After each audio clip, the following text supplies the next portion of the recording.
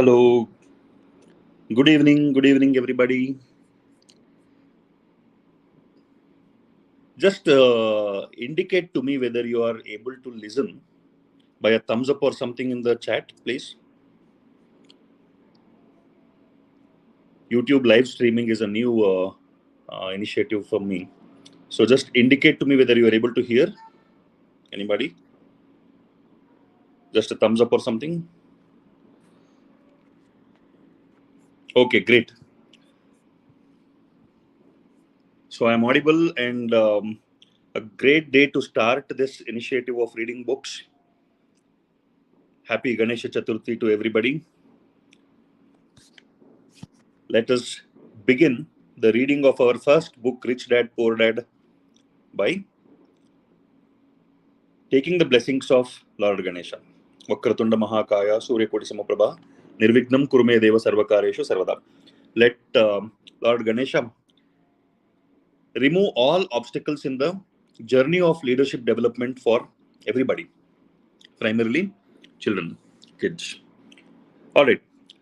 As I've already told, for the students of our leadership club, that we will be starting with the reading of Rich Dad, Poor Dad. If you have the book, if anybody has the book with you, you can open the book, or you can just keep your eyes closed, listen to it, just listen to it like a bedtime story. We will read it, I'll read it, and I'll try to interpret. All right. Rich Dad, Poor Dad is the book authored by Robert T. Kiyosaki, a Japanese author. He's a businessman. So the title of the book says Rich Dad, Poor Dad, what the rich teach their kids about money that the poor and middle class do not.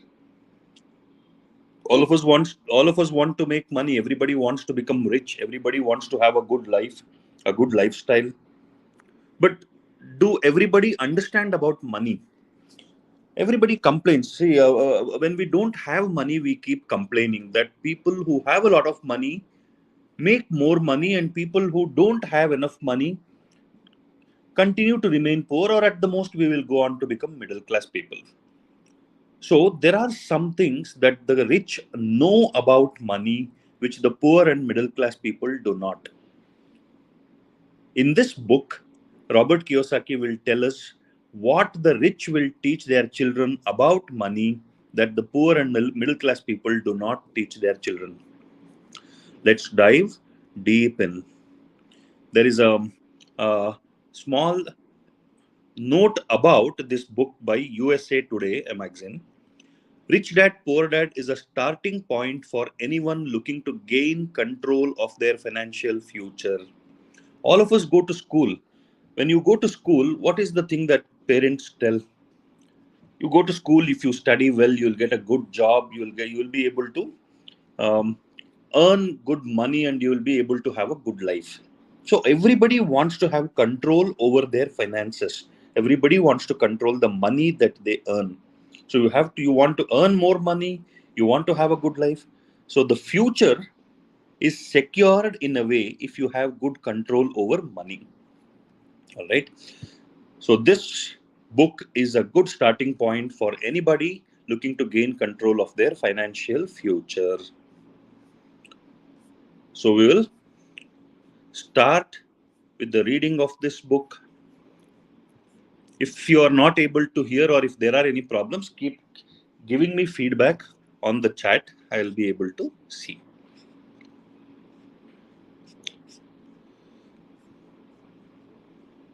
Robert Kiyosaki dedicates this book to the parents everywhere, a child's first and most important teachers, and to all those who educate, influence, and lead by example.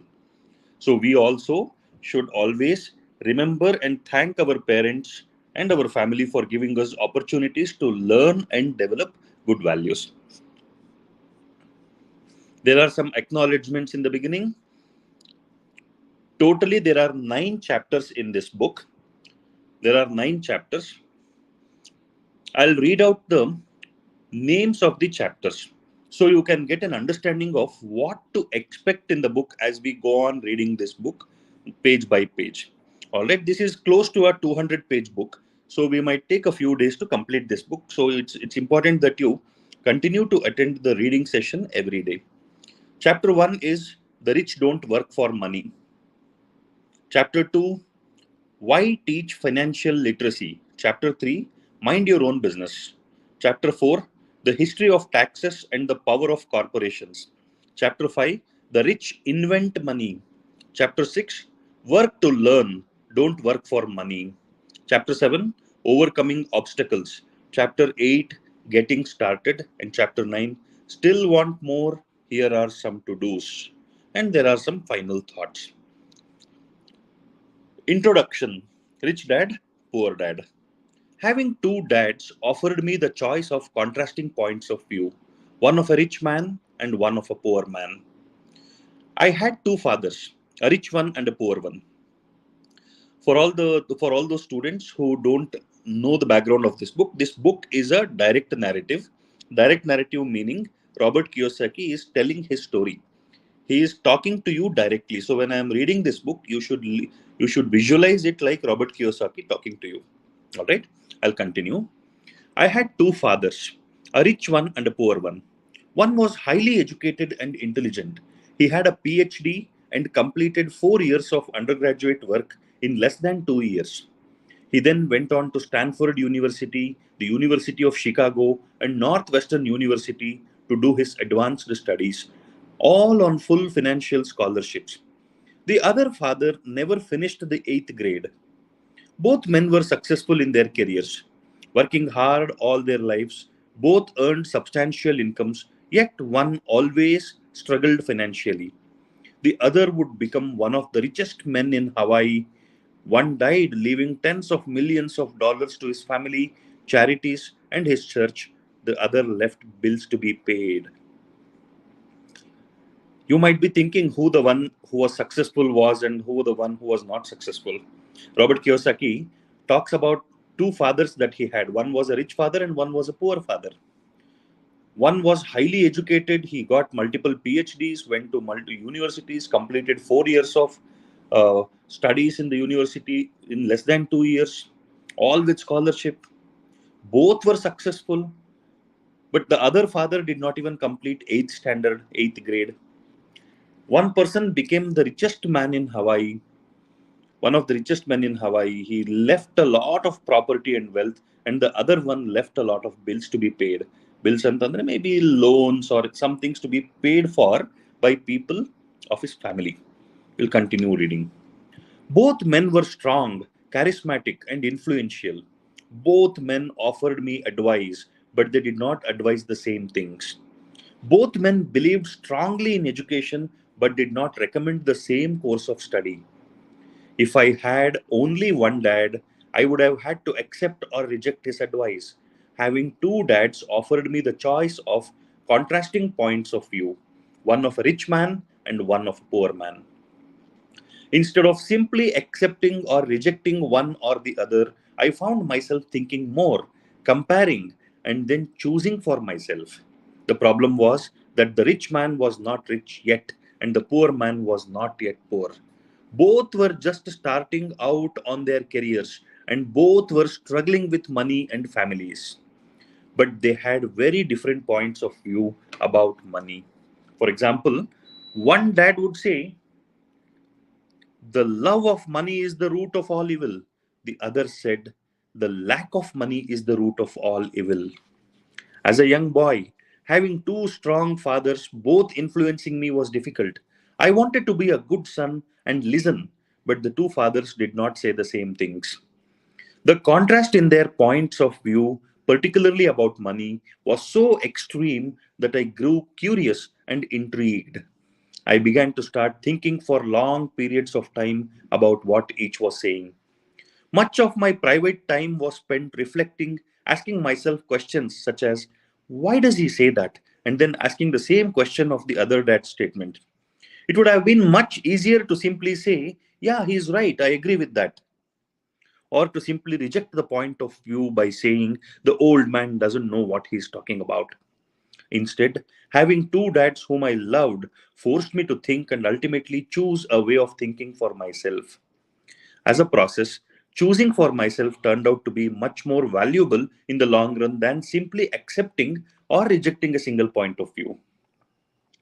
One of the reasons the rich get richer, the poor get poorer, and the middle class struggles in debt is that the subject of money is taught at home, not in school. Most of us learn about money from our parents. So, what can poor parents tell their children about money? They simply say, stay in school and study hard. The child may graduate with excellent grades, but with a poor person's financial programming and mindset. Sadly, money is not taught in schools. Schools focus on scholastic and professional skills, but not on financial skills. This explains how smart bankers, doctors, and accountants who earned excellent grades may struggle financially all of their lives. Our staggering national debt is due in large part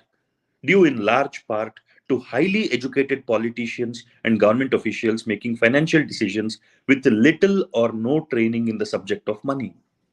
Today, I often wonder what will soon happen when we have millions of people who need financial and medical assistance. They will be dependent upon their families or the government for financial support. Excuse me. What will happen when Medicare and Social Security run out of money? How will a nation survive if teaching children about money continues to be left to parents, most of whom will be or already are poor? Because I had two influential fathers, I learned from both of them. I had to think about each dad's advice, and in doing so, I gained valuable insight into the power and effect of one's thoughts on one's life. For example, one dad had a habit of saying, I can't afford it. The other dad forbade those words to be used. He insisted I ask, how can I afford it? One is a statement and the other is a question. One lets you off the hook and the other forces you to think. My soon to be rich dad would explain that by automatically saying the words, I can't afford it, your brain stops working. By asking the question, how can I afford it, your brain is put to work. He did not mean that you should buy everything you want. He was fanatical about exercising your mind, the most powerful computer in the world. He'd say, my brain gets stronger every day because I exercise it. The stronger it gets, the more money I can make. He believed that automatically saying, I can't afford it, was a sign of mental laziness. Now, we have read a significant part of the book. We have read about 2 pages. I want you to focus on a few things. See, Robert Kiyosaki had two fathers. One was a very successful person in education. He got multiple degrees and was very well paid and all that, but he did not make much wealth. The other person did not complete 8th grade, but he retired very rich. Both of them were talking about education. Both the dads were telling Robert Kiyosaki that you need to get educated, you need to get good education. But both of them were not talking about the same education. One was talking about education that is given in school, and the other was talking about education that is required for life. Now, because Robert Kiyosaki had two fathers, he loved both of them. He did not reject either of them, or he did not just accept either of them. So, none of them were rejected by him, neither did he accept anybody completely. He started thinking, why is this person saying so? Now, another problem was when they started advising him, when they started advising Robert Kiyosaki, both the fathers were not very rich. Both the fathers were just starting their lives. The rich dad was not rich yet. He had not yet become rich. And the poor dad was not yet a poor man. So both of them were starting their careers, and both of them were advising Robert Kiyosaki. Both of them were influencing him. He did not get influenced by either of them. He started thinking. Now, he gives an example of what the advice was. One dad will say, the love for money is the cause of all evil. All bad things happen because if you develop love for money, bad things will happen. That is the cause of evil. The other dad would say, if you don't have money, that is the root cause of problems. So one is telling money is the root cause of problems, and the other one is telling not having money is the cause of problems. So what do you listen as a child? As a child, you love both these people. Both of them are telling opposite things. So it went on like that. So Robert Kiyosaki started asking, why is he saying that? Why is he saying that? Should I agree with him or should I disagree with him? So he continues to get influenced by both of them and starts questioning both of them. Okay. He gives very important advice here. He gives very important insight into why rich people continue to become richer and the poor people continue to become poorer. Middle class is always in debt. Debt means loan, isn't it? Rich people are continuously becoming richer. You talk to a rich person today, you talk to the same rich person 5 years later, he would have become more richer. You talk to a poor person today, meet him after 5 years, probably he will continue to be poor. Robert Kiyosaki points out a very important thing. Okay, he says, money is not taught in schools. You don't get education about money in schools. Where do you learn about money? You learn about money at home. Most of us learn about money from our parents. If I am a poor parent, how can I teach my child how to get rich? I don't know myself about money. If I had understood about money, I would have become rich. Because I don't understand money, I am poor. So I am educating my child about money. So the child is also developing the financial programming and the mindset of a poor man. Think about it. Whom do we get advice from? What is it that we start understanding? Who is advising us? Who is influencing us? Whose influence is deciding the way we are thinking? All of this matters. What will the poor parents say? Most of the poor parents will say that you stay in school and study hard. If you just get good grades, you will have a good life. But what they don't understand is getting good grades and getting good money is not one and the same. Schools will focus on giving you scholastic skills, professional skills, what you need to work, but it will not teach you how to make money, how to understand money, how to use money to create wealth. That is not taught at schools. That is why you see many people who are bankers, doctors, engineers, and a lot of these employee people, they will not become very rich. They will continue to struggle. And another problem is because the decisions about money for a country is being made by people who are not people who actually understand money, that is causing problem in the society. So you have to be very clear about it. And another advice that Robert Kiyosaki talks about, both his fathers give him, was, if let's say uh, you wanted something and you went and asked this poor dad, that is the highly educated but poor father, the father would say, I can't afford it. I can't afford it. I can't afford it. This is not within my means to afford it. But the rich dad, the rich father, will not allow Robert Kiyosaki to say that. He insisted that he asked, how can I afford it? So not you should not tell I can't get it. You should ask, how can I get it? That's a statement. See, one, I can't afford it is a statement. It is telling that it is beyond my capacity. The other one is a question. How can I afford it is a question. Asking question about how can I make myself capable of getting it. One statement, the statement will tell you you can't do it and you have to keep crying about it. The question will put you into action. The question will tell you go and find a way to get it. You understand? It's exercising the brain. You are conditioning your brain. You are telling your brain that you have to find a way to get what you want instead of telling I can't get it.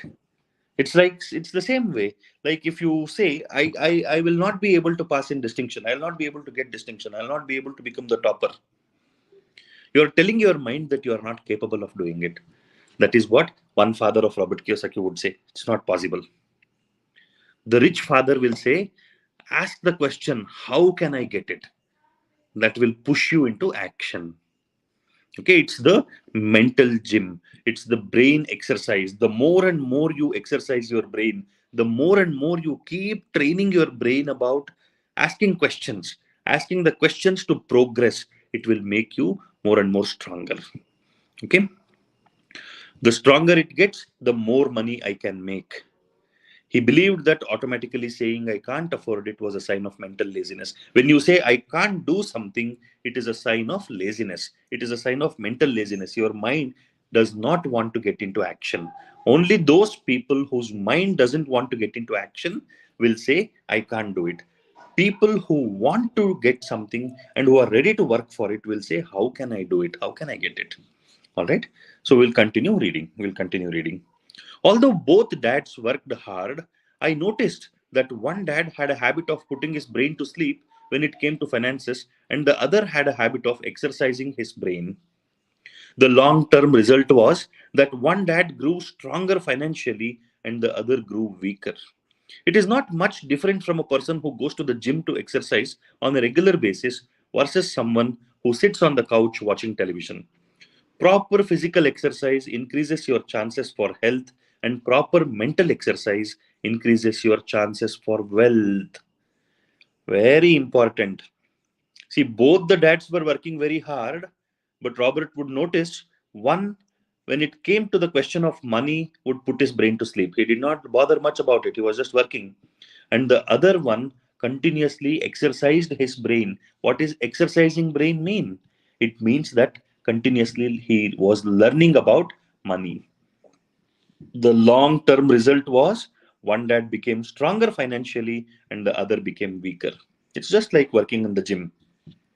The more exercise you do, the more stronger you become physically. Similarly, the more exercise you give your brain, the more mental exercises you do, the more are the chances for you to make wealth, for you to earn money, for you to create wealth.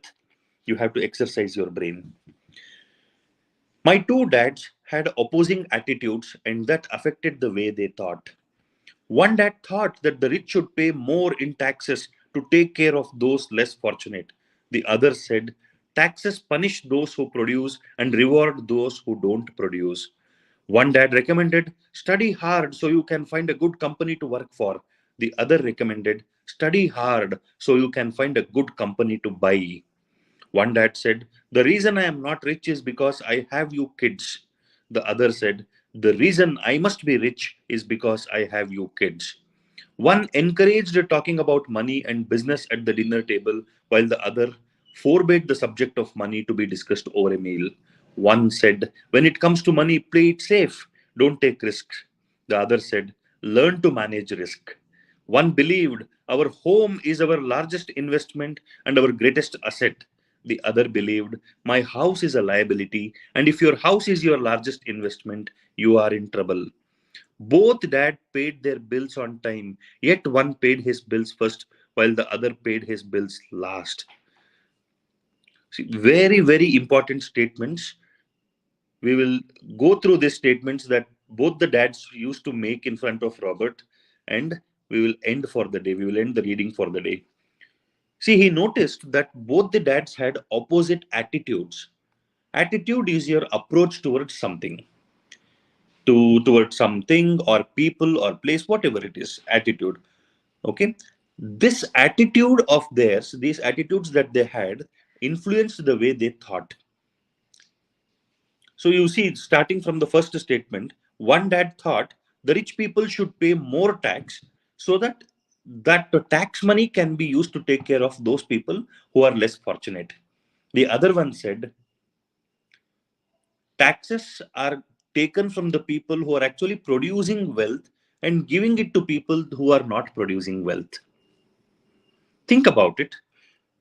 If you are working, let's say you are working day and night, you are working 15 hours, 16 hours a day, and you are making 35, 40 lakhs a year. You are earning 40 lakhs a year, and the government will tell you, I'll take 15 lakhs from you, so that I have to give it to the poor people.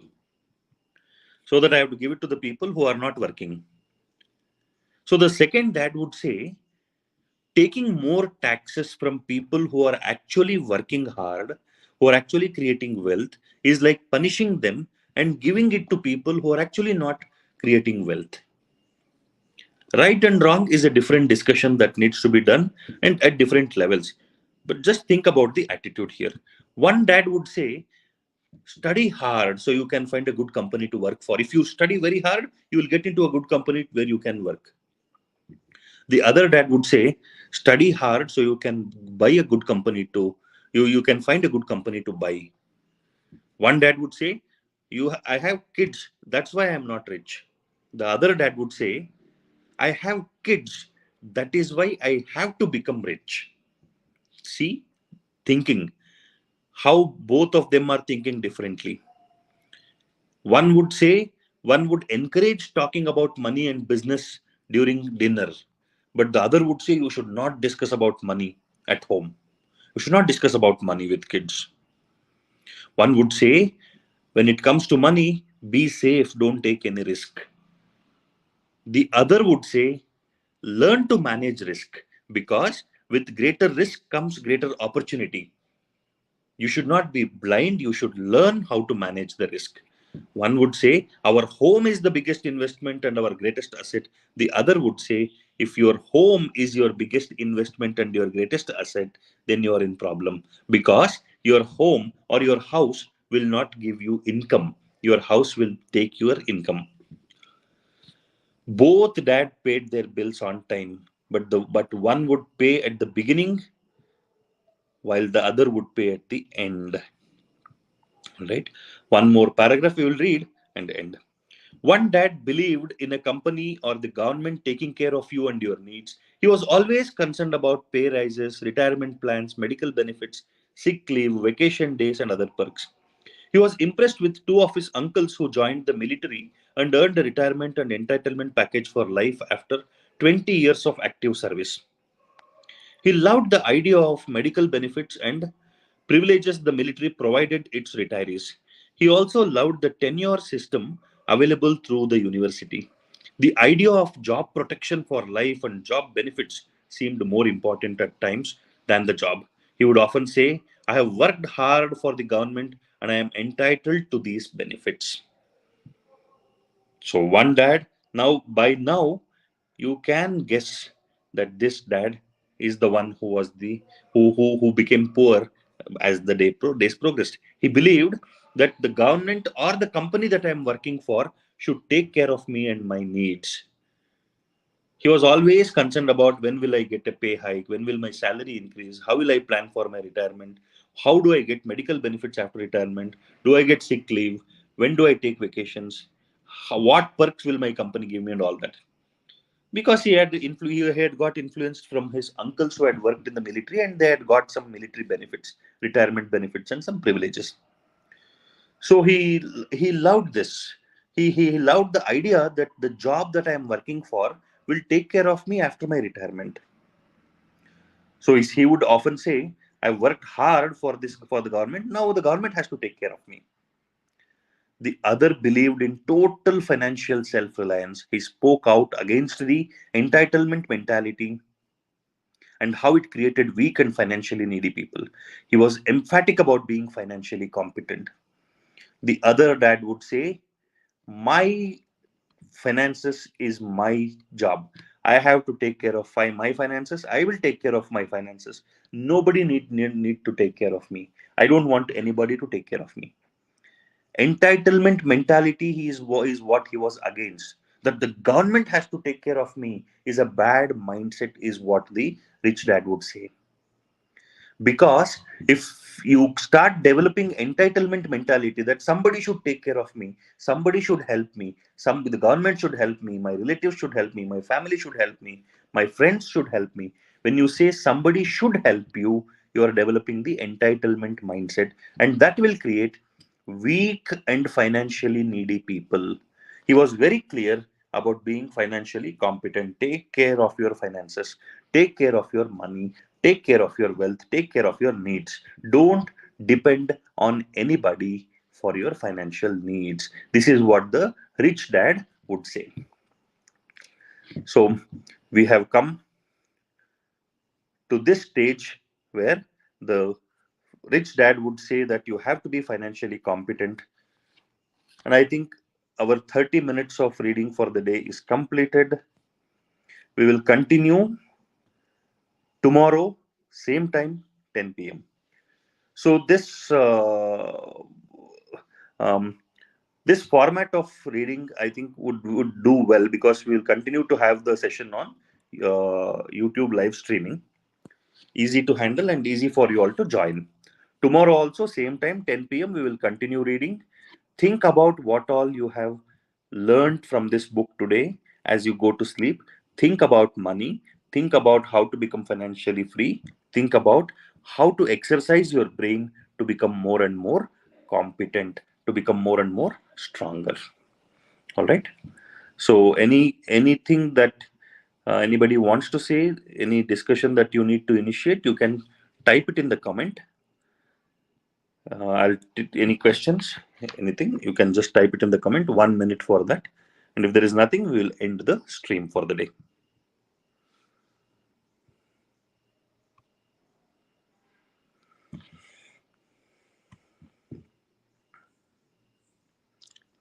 Until we complete this book, we will continue to read this book only, Rich Dad Poor Dad, about 200 pages, and we will conclude. All right. Okay. Right then. Bye bye, everybody. Take care. Have a good night. Don't go back to sleep watching something else on YouTube. Go to sleep with this thought of what you have learned today. See you all. Good night, and I'll end the stream. See you tomorrow. Bye bye.